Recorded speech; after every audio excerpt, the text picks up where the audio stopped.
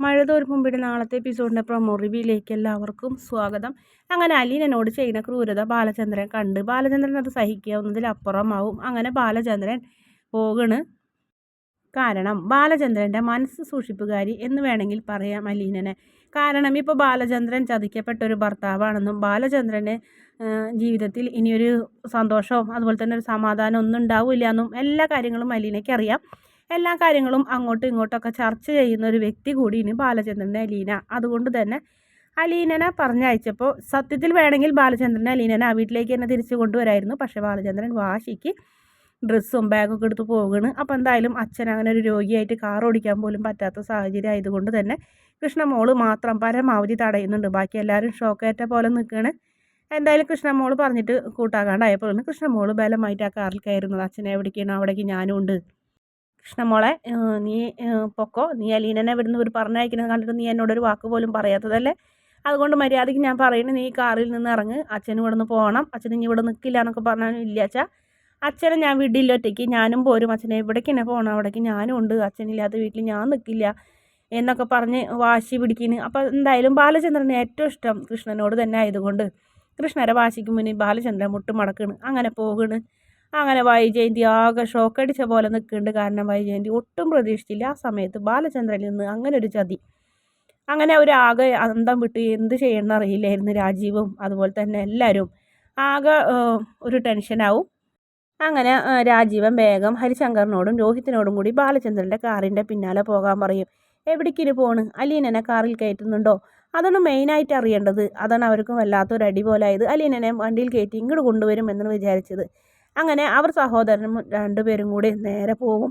ഒരുപാട് ദൂരം പോയെങ്കിലും ബാലചന്ദ്രൻ്റെ പൊടി പോലും കാണാൻ പറ്റില്ല. അതുമാതിരി സ്പീഡിലാണ് ബാലചന്ദ്രൻ പോയത്. അങ്ങനെ അവർ തോറ്റു മടങ്ങി വരുന്നു. ആ തളർന്ന് നിൽക്കുന്ന വൈജിയോട് പറയുന്നത് ഒരു രക്ഷയില്ല ആൻറ്റി, അവിടെ ഒന്നും കാണില്ല അങ്കിളിൻ്റെ കാറിൻ്റെ പൊടി പോലും ഇല്ലയെന്ന് അങ്ങനെ പറയുന്നത് അവർ. എന്നിട്ട് പിന്നെ അവരെല്ലാവരും കൂടെ അകത്തേക്ക് കയറും. അകത്ത് കയറിയപ്പോഴും ബബിക്കും അതുപോലെ തന്നെ നമ്മുടെ രാജീവനും ഒക്കെ വല്ലാത്ത ഷോക്കാവണ്. രാജീവൻ പറയുന്നുണ്ട്, ഇയാൾ എന്തൊരു മനുഷ്യനാണ്, സ്വന്തം ഭാര്യനെയും മക്കളെയും ഉപേക്ഷിച്ചൊരു ജോലിക്കാരിനെ ഇറക്കി വിട്ടതിൻ്റെ ദേഷ്യത്തിന് അവരുടെ പിന്നാലെ പോയേക്കണ്, അവളെയും കൊണ്ട് പോയി എന്നൊക്കെ പറയുന്നത്. ഇയാൾ നന്നാവൊന്നുമില്ല, ഇയാളെ ഇനി ഇങ്ങനെ വെറുതെ വിട്ടാൽ പറ്റില്ല എന്നൊക്കെ പറയുന്നത്. എന്തായാലും ഗംഗേട്ടനെ വിളിക്കണം, കാര്യങ്ങളൊക്കെ പറയണം എന്നൊക്കെ ഇങ്ങനെ പറയുന്നുണ്ട്. എന്തായാലും അതിനുശേഷം രാജീവൻ വീട്ടിലേക്ക് പോകുന്നുണ്ട്. എന്തെങ്കിലും വിവരം കിട്ടിയാൽ അറിയിക്കാൻ പറഞ്ഞ്. പിന്നീട് സംഭവിച്ച കാര്യങ്ങളൊക്കെ അമ്മനോട് പറയുന്നുണ്ട്. അവളെ പറഞ്ഞയച്ച ദേഷ്യത്തിന് ബാലചന്ദ്രൻ ഇറങ്ങിപ്പോയി, കൃഷ്ണമോളും കൂടെ പോയി നിറപ്പം നന്നായി ഓൾറെഡി, നിനക്ക് എന്തിൻ്റെ സൂക്കേടായിരുന്നു, ഇപ്പം നിനക്ക് സമാധാനം കിട്ടിയോ, അന്നേ അവൻ പറഞ്ഞതല്ലേ അലീനനെ ഇവിടുന്ന് ബലമായി പിടിച്ചിറക്കിയിട്ടുണ്ടെങ്കിൽ കൂടെ അവനും പോകുമെന്ന് പറഞ്ഞതല്ലേ, എന്തായാലും നിൻ്റെ കൺമുന്നിൽ അവർ രണ്ടുപേരും ഉണ്ടാവുമായിരുന്നില്ലേ, പിന്നെ നീ എന്തിനാണ് ഇപ്പോൾ ഈ സാമർത്ഥ്യം കാണിക്കാൻ നിന്നത്, നീ നിൻ്റെ സഹോദരനും കൂടി ഇപ്പം എന്തായി, നിനക്ക് നീ ജയിച്ചോ, നീ എവിടെ ജയിച്ചു, നീ ഒരിക്കലും ജയിച്ചില്ല, നീ ജയിക്കുകയില്ല വൈജയന്തി എന്ന് പറയുന്നത്. നീ നിൻ്റെ പഴയ കാര്യങ്ങളൊന്നും നീ മറക്കരുതിട്ട്, അതൊക്കെ മറന്നിട്ടുണ്ട് നീ അഹങ്കരിക്കുന്നു. ഇതൊക്കെ ഇന്നലെ നാളെ ബാലചന്ദ്രൻ അറിഞ്ഞിട്ടുണ്ടെങ്കിൽ നിന്നോടുള്ള ഇപ്പോഴത്തെ ദേഷ്യം കൂടി കൂടുള്ളൂ, കുറയൂല. അവനെ സ്നേഹിച്ച് നല്ല രീതിയിൽ കൊണ്ടുനടക്കാൻ നിനക്ക് അറിയില്ല എന്നൊക്കെ പറഞ്ഞ് ഒരുപാട് കുറ്റം പറയുന്നു മുത്തശ്ശി. അങ്ങനെ എന്ത് ചെയ്യണമെന്ന് അറിയാണ്ട് വൈജയന്തിയും അതുപോലെ തന്നെ ബബിതയും മുഖത്തോട് മുഖം നോക്കിയിരിക്കുന്നു. എല്ലാവർക്കും ഒരു വിഷമ സന്ധതയായിരുന്നു അവിടെ. പിന്നീട് നമ്മുടെ ബാലചന്ദ്രനെ കാണിക്കുന്നത് കാറ് നല്ല സ്പീഡിലാണ് പോകുന്നത്. എവിടെയെങ്കിലും കൊണ്ട് ഇടിക്കാൻ വേണ്ടിയിട്ടാണ് അച്ഛൻ ഇങ്ങനെ ചെയ്യുന്നതെന്ന് പറയും.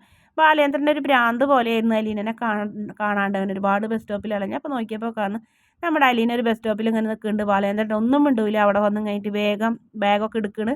വാ മതി, ഇവിടെ നിൽക്കണ്ട, ഇനി ഇവിടെ നിന്ന് പോകാം, നമുക്ക് ഇനി ഇവിടെ നിന്നാൽ ശരിയാവില്ല എന്ന് പറഞ്ഞു കഴിഞ്ഞിട്ട് പിടിച്ചു വലിച്ച് കൊണ്ടുപോകണം. അപ്പോൾ ഒരുപാട് നിർബന്ധിക്കുന്നുണ്ട് അലീന വേണ്ട സാറേ, ഞാൻ എവിടെയെങ്കിലും പൊക്കോളാം എന്നൊക്കെ പറയുന്നുണ്ട്.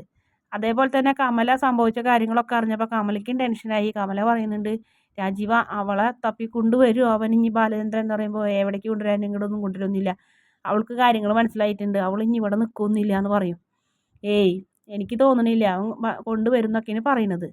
അതിനുശേഷം പിന്നീട് അവർ തൽക്കാലത്തേക്ക് ഒരു റൂമൊക്കെ എടുത്തും കഴിഞ്ഞിട്ട് അച്ഛനും മോളും അലീനയും കൂടി തന്നെയാണ് നിൽക്കുന്നത്. അലീനനെ ഫ്രഷ് ആവാനൊക്കെ പറയുന്നുണ്ട്. അലീനനോട് പറയുന്നു, ഞാൻ എവിടെയോ അവിടെ നീ ഉണ്ടാവണം, ഞാൻ പറഞ്ഞിട്ടുണ്ടായിരുന്നില്ലേ പോകുമ്പോൾ എന്നോട് പറയുന്നത്, അപ്പം എന്നോടൊരു വാക്ക് പോലും എനിക്കറിയില്ലായിരുന്നു സാർ അവരിങ്ങനെയൊക്കെ ചെയ്യുന്നു, എനിക്ക് ഒന്നും മിണ്ടാൻ പോലും പറ്റിയില്ല, എൻ്റെ വായ വരെയും പൊത്തിപ്പിടിച്ച് അവർ എന്നോട് ഇത്രയും വലിയ ക്രൂരത ചെയ്യുന്നു ഞാൻ വിചാരിച്ചില്ല, ഇറങ്ങി പോകാൻ പറയുള്ളൂ എന്ന് വിചാരിച്ചു. പക്ഷേ മാഡത്തിൻ്റെ സഹോദരൻ വന്ന് ഹരിശങ്കറിനെയും കൂട്ടിയും കഴിഞ്ഞിട്ട് എന്നോട് എന്തോ പകരം വീട്ടുന്നത് പോലെ അവരാ ചെയ്തത്, സാറ് കേൾക്കാണ്ടിരിക്കാൻ വേണ്ടിയിട്ടായിരിക്കും എൻ്റെ വായയും പൊത്തിപ്പിടിച്ചത്. എനിക്കതുകൊണ്ട് എന്നെ ഒന്നും പറയാനും പറ്റിയില്ല.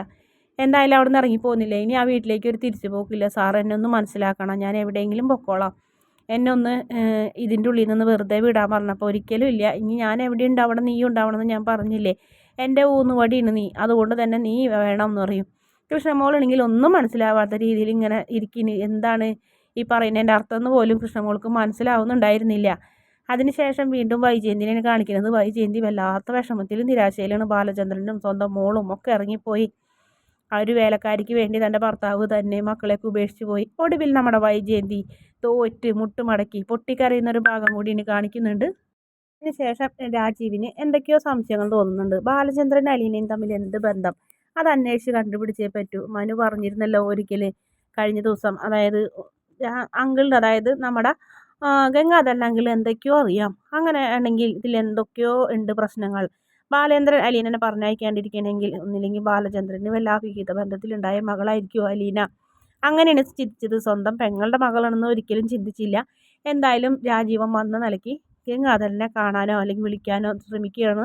അങ്ങനെ ഫോൺ വിളിക്കണം ആദ്യം ചെയ്യുന്നത്.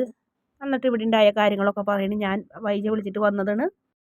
അവരെ വീട്ടിൽ ആ ജോലിക്കാരിയാണ് പ്രശ്നം. അവൾ അവിടെ നിന്ന് ഓടിക്കാൻ നോക്കിയിട്ട് എത്ര ശ്രമിച്ചിട്ടും പറ്റുന്നില്ല.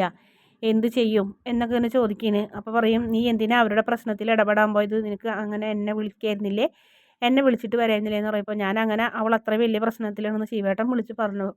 അപ്പോൾ തന്നെ ഞാൻ പോന്നു. എന്തായാലും നമുക്ക് ഒരേ ഒരു പെങ്ങളല്ലേ ഉള്ളൂ. അവളുടെ കാര്യങ്ങൾ നമ്മൾ നോക്കണ്ടേ, ഇല്ലെങ്കിൽ ബാലചന്ദ്രന് വേഷം കെട്ടാവില്ലേ. അല്ലെങ്കിൽ എന്തിന് ബാലചന്ദ്രൻ്റെ ആ വേലക്കാരിയുടെ പിന്നാലെ പോണ്? ആ ജോലിക്കാരി പോയതിന് അവളെ പറഞ്ഞയച്ച ദേഷ്യത്തിന് അവളെ പിന്നാലെ ബാഗൊക്കെ എടുത്ത് പോയി എന്നൊക്കെ പറയുന്നു. അപ്പോൾ നമ്മുടെ ഗംഗാധരൻ ഞെട്ടിക്കുന്ന സത്യം ശരിക്കും നമ്മുടെ രാജീവനോട് തുറന്നു പറയുന്നു. നമ്മുടെ പെങ്ങൾ നമ്മൾ എന്തൊക്കെ ബാലചന്ദ്രനിൽ മറച്ചു വെച്ചോ അതെല്ലാം അയാൾ അറിഞ്ഞിട്ടുണ്ട്. നീ അത് വൈജയോട് പറയാൻ നിൽക്കണ്ട. ഞാനത് കൊണ്ടാണ് നാട്ടിലേക്ക് വന്നതും ബാലേന്ദ്രന് അസുഖം എന്നും പറഞ്ഞപ്പോൾ ആ പേരിൽ അങ്ങോട്ട് വന്നതും. പക്ഷെ വൈജയന്തിയോട് ഞങ്ങളൊന്നും പറഞ്ഞില്ല. കാരണം ബാലേന്ദ്രൻ അറിഞ്ഞെന്ന് പറഞ്ഞിട്ടുണ്ടെങ്കിൽ അവൾ ഒരു പക്ഷേ ആത്മഹത്യ ചെയ്യും. ഇപ്പോഴത്തെ അവളുടെ സാമർത്ഥ്യമോ അഹങ്കാരമൊക്കെ പോകും. ഒന്നുമല്ലാതായി തീരും ബാലേന്ദ്രൻ്റെ മുന്നിൽ. അതുകൊണ്ടാണ് ഞാനതൊന്നും പറയാണ്ടിരുന്നത്. അവൻ എൻ്റെ അടുത്തേക്ക് വന്നിട്ടുണ്ടായിരുന്നു. ആരൊക്കെയോ അവനോട് എല്ലാ രഹസ്യങ്ങളും സത്യമായിട്ട് പറഞ്ഞു കൊടുത്തിട്ടുണ്ടെന്ന് പറയും. അത് കേട്ടോടുകൂടി രാജീവ് ആകെ ഞെട്ടിത്തെറിക്കിന്. സംസാരിക്കുന്നിടത്ത് കമലില്ലല്ലോ എന്ന് ചോദിച്ചിട്ട് കമലില്ല എന്ന് പറഞ്ഞതിന് ശേഷമാണ് സത്യങ്ങളൊക്കെ പറയുന്നത്. അയാൾ എൻ്റെ അടുത്തേക്ക് വന്നപ്പോൾ വൈജയന്തി ആദ്യം തന്നെ ചോദിച്ചത് 22 വർഷങ്ങൾക്ക് മുന്നേ നിങ്ങളുടെ പെങ്ങൾ ഒരു പെൺകുട്ടിക്ക് പിഴച്ച് പ്രസവിച്ചിട്ടുണ്ടോ, അതായത് ഒരു പെൺകുട്ടിക്ക് ജന്മം കൊടുത്തിട്ടുണ്ടോ എന്നാണ് ചോദിച്ച് എൻ്റെ അടുത്തേക്ക് വന്നത്. ഒളിച്ചു വെക്കായിരുന്നില്ല ചേട്ടൻ, ഇല്ല എന്ന് പറയായിരുന്നില്ലേ എന്ന് ചോദിച്ചു രാജീവൻ. അപ്പോൾ തന്നെ ഇല്ല എന്ന് പറയാൻ പറ്റില്ല, കാരണം സത്യമായിട്ട് പറയാൻ എല്ലാ സത്യങ്ങളും അറിഞ്ഞിട്ടുള്ള വരവാണ് അയാളുടെ. അതുകൊണ്ട് എനിക്കോ മാലതിക്കോ ഒന്നും ഒളിച്ചേക്കാൻ പറ്റില്ല. എല്ലാ സത്യങ്ങളും തുറന്നു പറയേണ്ടി വന്നു. അതിന് ശേഷമാണ് ബാലചന്ദ്രന് അറ്റാക്ക് വന്നതെന്നൊക്കെ പറഞ്ഞപ്പോൾ നമ്മുടെ രാജീവ് ആകെ ഞെട്ടാണ്. അതുകൊണ്ട് നീ ഇനി അവരുടെ പ്രശ്നത്തിൽ ഇടപെടണ്ട. അത് അവർ തമ്മിൽ പരസ്പരം അങ്ങോട്ടും ഇങ്ങോട്ടും തല്ലി തീർക്കണമെങ്കിൽ തീർക്കട്ടെ. എന്തായാലും വേറെ ഒന്നും ബാലചന്ദ്രൻ ചെയ്യാൻ വഴിയില്ല. ആ അലീനയാണ് ഇപ്പോൾ അവരെ വീട്ടിലെ ഏക ആശ്വാസം. അതുകൊണ്ട് നീ ഒരിക്കലും അവളവിടെ നിന്ന് പറഞ്ഞയക്കാൻ പാടില്ലാത്തതായിരുന്നു. നീ ചെയ്തത് വല്ലാത്ത തെറ്റാണ്. അവൾക്ക് ആ കുടുംബത്തെ നല്ല രീതിയിൽ കൊണ്ടുനടക്കാനുള്ള പക്വതയൊക്കെ ഉണ്ട്. അതുകൊണ്ട് നീ ഒരു സത്യം കൂടി മനസ്സിലാക്കണം. അവൾക്ക് വൈജയന്തിക്ക് ആകെ ഒരു രക്ഷയുള്ളൂ, അലീനേനെ സ്നേഹിച്ച് ബാലചന്ദ്രനെ സ്നേഹിച്ച് ബാലചന്ദ്രൻ പറയുന്നതൊക്കെ കേട്ട് അടങ്ങി ഒതുങ്ങിയൊരു നല്ല വീട്ടമ്മയായിട്ട് അല്ലെങ്കിൽ നല്ല ഉത്തമയായ ഭാര്യയായിട്ട് കഴിയാമെന്നുണ്ടെങ്കിൽ മാത്രമേ ബാലചന്ദ്രൻ്റെ വീട്ടിൽ അവൾക്കൊരു അവകാശവും സ്ഥാനം ഉണ്ടാവുള്ളൂ. അത് അവൾ തന്നെ കളഞ്ഞു കുളിക്കരുതെന്ന് നീ അവളെ പറഞ്ഞ് മനസ്സിലാക്കി കൊടുക്കാൻ വേണം. നീ എത്രയും പെട്ടെന്ന് അവിടുന്ന് സ്ഥലം വിടുകയും വേണം. അവരുടെ പ്രശ്നങ്ങളുടെ ഇടയിൽ നീ ഇടപെടരുത്. അവൾ അവരുടെ കാര്യങ്ങൾ നോക്കി അവർ ജീവിക്കട്ടെ എന്നിങ്ങനെ ചേട്ടൻ അനിയനെ ഉപദേശിക്കുന്നു. അങ്ങനെ രാജീവൻ ബാലചന്ദ്രൻ്റെ മുന്നിൽ പെടാതെ എത്രയും പെട്ടെന്ന് അവിടെ നിന്ന് സ്ഥലം വിടാനുള്ള തയ്യാറെടുപ്പ് എടുക്കുകയാണ്. വീഡിയോ ഇഷ്ടപ്പെടുകയാണെങ്കിൽ ചാനൽ ഒന്ന് സബ്സ്ക്രൈബ് ചെയ്യണേ.